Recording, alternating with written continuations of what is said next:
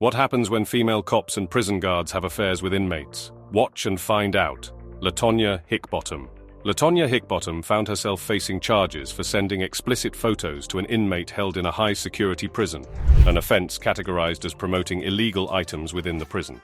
The situation unfolded when the Maricopa County Sheriff's Office received information hinting at the involvement of an employee named LaTonya in a romantic relationship with an inmate named Ramon Cummings. Subsequently, deputies launched an investigation, monitoring phone conversations between the two, revealing inappropriate interactions. During the investigation, evidence surfaced that LaTonya had deposited $100 into the inmate's personal account for commissary purchases, constituting the Class 2 felony of providing contraband to a prisoner. A thorough search of Cummings' cell uncovered explicit photos of LaTonya and a cell phone, although the origin of the phone remained unclear. Confronted by officers, LaTonya confessed to providing the photos to an inmate who visited the jail clinic, intending to pass them on to her incarcerated partner. It was disclosed that LaTonya and Cummings had initially met and started dating while she worked at the 4th Avenue jail.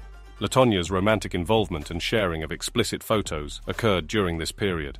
The sheriff's office revealed that not all the photos found in Cummings' cell belonged to LaTonya. Prior to this case, LaTonya Hickbottom was already facing difficulties and was on probation. This incident became the final tipping point, leading to her termination from the position.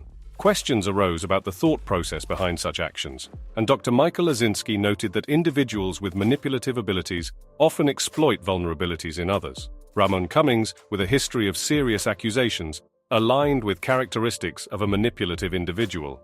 As a consequence of her actions, it is highly likely that LaTonya had her nursing license revoked. Following the investigation, she was terminated from her position and will face charges in an internal affairs court proceeding, expressing feelings of disheartenment by the outcome.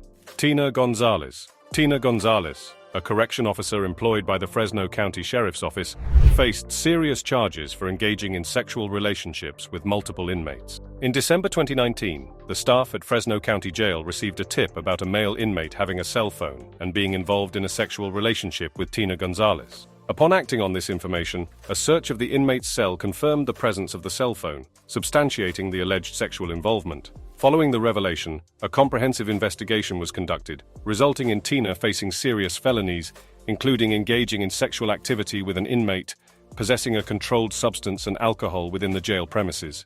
Additionally, she faced a misdemeanor charge for possessing a cell phone with the intention of delivering it to an inmate. Tina promptly resigned from her position, but the consequences of her actions had already left a lasting impact. Fresno County Assistant Sheriff Steve McComas expressed his disgust, describing it as one of the most repulsive incidents encountered throughout his 26-year tenure. Tina's actions went beyond engaging in relationships with inmates. She endangered the safety of other officers by providing the inmate with a cell phone, access to razor blades, drugs, and confidential information. This jeopardized both inmates and officers, posing potential harm. Even after being caught and voluntarily resigning, Tina persisted in maintaining the relationship, engaging in sexually explicit conversations and discussing criminal activities. Throughout the court proceedings, Tina remained silent, displaying an indifferent expression. Despite this, the judge showed leniency, considering her lack of prior criminal record and the prompt reporting of her own crime. The defense highlighted the deteriorating state of Tina's marriage since the commencement of the illicit relationship, arguing that she was in a vulnerable position. Judge Michael Idiart expressed strong disapproval, stating that her actions were abhorrent and foolish, leading to the destruction of her professional career and endangering fellow officers' safety. Despite acknowledging the potential for redemption, Tina received a prison sentence of 210 days. Gemma Calpathwaite. Gemma Calpathwaite, a correctional officer employed at St. Clair County Jail, faced accusations of engaging in sexual intercourse with a female inmate at her residence in Fort Gratiot. As a consequence, she was charged with sexual assault with the intention to commit penetration, carrying a potential sentence of up to 10 years in prison. According to Gemma's account, she first met the inmate at her own house when the inmate was on work release. The inmate then requested permission to shower at Gemma's place, expressing a preference not to use the prison's shower facilities. As their acquaintance developed, their relationship, if it could even be called that, grew. Gemma asserted that she did not abuse her position of power to the extent claimed by the court and the inmate. However, Gemma should have been aware that engaging in consensual relations with an inmate is prohibited due to the inherent power dynamics involved. As their relationship progressed, Gemma mentioned that the inmate began reaching out and asking for favors. Gemma admitted to granting some of these requests, believing she was acting out of kindness. In the eyes of the court, any actions taken by Gemma constituted an abuse of power. Nevertheless, Gemma maintains that technically speaking, the law focuses on the sexual aspect, and in her case, there were absolutely no sexual relations involved. Despite the absence of a sexual aspect, Gemma decided to accept a plea deal due to her lack of emotional and mental fortitude to endure lengthy legal proceedings. She expressed doubts about convincing a jury of 12 random strangers that the events did not occur. Gemma genuinely believes that she did not harm her victim, emphasizing that the inmate was the one who reached out to her for help. Following the investigation, a warrant for Gemma's arrest was issued, and she voluntarily surrendered herself. During the sentencing process, the judge emphasized that Gemma had betrayed the trust placed in her by both the sheriff's office and the court system.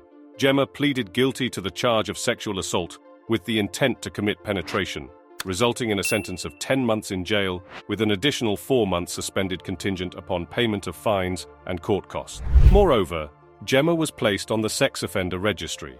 Denise Prell, who was involved in a relationship with an inmate, faced consequences as her actions were discovered, leading to her termination from her position at the correctional facility.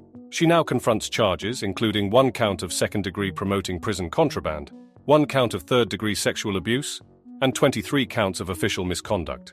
As per information disclosed in court documents, Denise and the inmate claimed to have fallen in love, communicating through letters using aliases, Gwen Freeman, with Gwen derived from Denise's middle name Gwendolyn, and Freeman, hinting at the inmate's anticipated release from prison.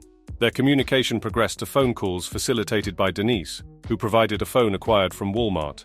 Additionally, Denise sent $350 to the inmate's prison account, and their relationship escalated to the point of making plans to live together once the inmate was released. They communicated using aliases, shared kisses in the tailor shop, and admitted to engaging in consensual touching over their clothing. Despite the inmate being transferred to Elmira Correctional Facility, their romantic involvement continued, with Denise visiting him there, and they reportedly shared kisses. The discovery of the affair came to light when another corrections officer became aware of Denise's relationship with the inmate. This prompted a joint investigation by the state police, the State Department of Corrections and Community Supervision, and the Clinton County District Attorney's Office. The investigation confirmed the existence of intimate relations between Denise Prell and the prisoner. Initially pleading not guilty to all 25 charges, Denise's lawyer intended to file a motion seeking a reduction in the charges. However, she was granted bail before her trial, and the prosecution presented her with a plea deal, which she rejected. The case gained significant attention due to previous incidents within the correctional facility involving illicit affairs and a jailbreak. During the sentencing phase, Denise, visibly emotional, accepted another plea deal and entered a guilty plea to the charges against her. Ultimately, she received a 1-year prison sentence. The case's significance reached a level that Governor Andrew Cuomo made a public comment, emphasizing the importance of having systems in place to catch and address such deviations within the correctional system. Joyce Mitchell, a prison employee, aided 2 inmates, David Sweat and Richard Matt, in their escape from an upstate New York prison. Joyce faced charges of criminal facilitation in the 4th degree and promoting prison contraband in the 1st degree. The events surrounding this case inspired a miniseries called Escape at Dannemora, which received a Golden Globe Award. Allegedly, Joyce smuggled various tools, including chisels and hacksaw blades, into the prison by concealing them inside frozen hamburger meat. She entrusted the frozen hamburger to a guard who unknowingly delivered the contraband to the inmates. Additionally, she obtained 6 hacksaw blades and provided them to Richard Matt. The allegations extended beyond the provision of tools, claiming that Joyce engaged in sexual acts such as oral sex with one of the men. However, Joyce vehemently denied having any sexual encounters with them, citing alleged threats made against her family, particularly her husband, as her sole reason for assisting the men. Using the power tools provided by Joyce, the inmates managed to cut through the back of their cells, break through a brick wall, and open a steam pipe, allowing them to crawl through it. They emerged from a manhole, creating the illusion that they were still in their beds, fooling prison officials. Joyce had initially planned to meet the inmates on the outskirts of the prison with a getaway car, but she failed to appear, checking herself into a hospital, claiming to have experienced a panic attack. This disrupted the escape plan, forcing the men to regroup. The subsequent escape triggered a statewide manhunt that lasted for several days. The 2 inmates were eventually apprehended, Richard was shot and fatally wounded by law enforcement, while David was shot and apprehended at the Canadian border. Joyce entered a guilty plea, and during her sentencing, the judge expressed disbelief in her explanation, stating that her husband's life would not have been more endangered by exposing the escape plot. The judge admonished her, expressing doubts about the severity of her negotiated sentence. Joyce Mitchell, visibly emotional with tears in her eyes, received a prison sentence of 2 1/3 years to 7 years and was also ordered to pay a fine of $5,000. Kawana Jenkins, a correctional officer at Fulton County Jail, found herself facing multiple charges after engaging in inappropriate behavior. Arrested and charged with 2 counts of improper sexual conduct, 2 counts of cruelty to an inmate, 2 counts of reckless conduct, 5 counts of violation of oath of office, and 1 count of providing an unauthorized item to an inmate, Kawana's misconduct came to light during a shakedown operation in the facility's maximum security wing. The operation led to the confiscation of 11 cell phones and weapons. Among the discovered content on one of the phones were videos featuring Kawana involved in inappropriate actions. In one video, she was seen sitting on an inmate's lap, kissing him, and fulfilling a request for a pair of Cartier glasses. Another leaked video showed explicit behavior with an inmate while he was still in custody. These activities took place while she was on duty, wearing her uniform, in an office setting, constituting an abuse of her position. The videos, once surfaced online, went viral, prompting the Fulton County Sheriff's Office to issue a statement condemning the behavior and announcing Kawana's termination.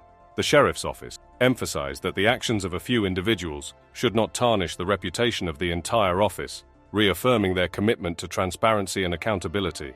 Fulton County's sheriff expressed appreciation for the majority of employees who demonstrate integrity and dedication.